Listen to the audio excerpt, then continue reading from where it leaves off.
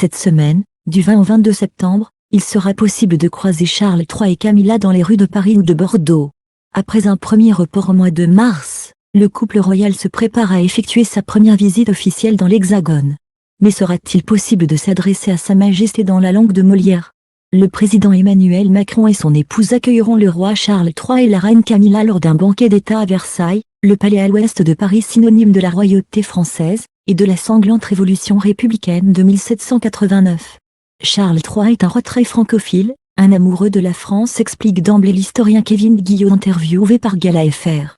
Un héritage transmis par sa défunte mère, la reine Elisabeth II, mais également par sa défunte grand-mère, Kay en Môme, qui passait chaque année quelques jours en France, dans une région différente.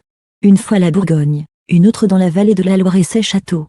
Selon une petite confidence de l'historien, Elisabeth II et sa mère s'amusaient à utiliser le français pour se dire des secrets dans les couloirs de Buckingham Palace. Ainsi, personne ne pouvait comprendre. Personne, sauf le prince Charles, devenu le roi Charles III, qui maîtrise également parfaitement la langue de Molière, dont il pourra faire usage lors de sa prochaine venue dans l'Hexagone. Charles III parle parfaitement français. Il le parle couramment.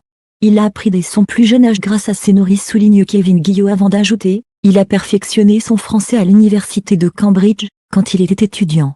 Dans les pas de sa mère adorée, qui parlait remarquablement bien le français, celui qui est devenu le nouveau souverain du Royaume-Uni s'est déjà exprimé plusieurs fois dans notre langue lors de ses séjours dans l'Hexagone, notamment en 2018, quand il a tenu à rendre hommage aux victimes des attentats de Nice en 2016. Malheureusement, Charles III pourrait être le dernier roi britannique francophone.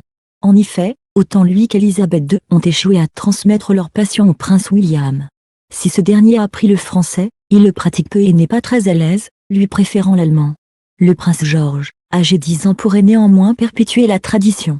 En effet, le jeune homme a déjà commencé à prendre des cours de français, le lien entre l'Angleterre et la France est très étroit et remonte à la reine Victoria.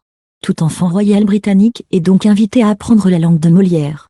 Mais sa mère, Kate Middleton, n'y semble pas franchement sensible, préférant nettement l'italien.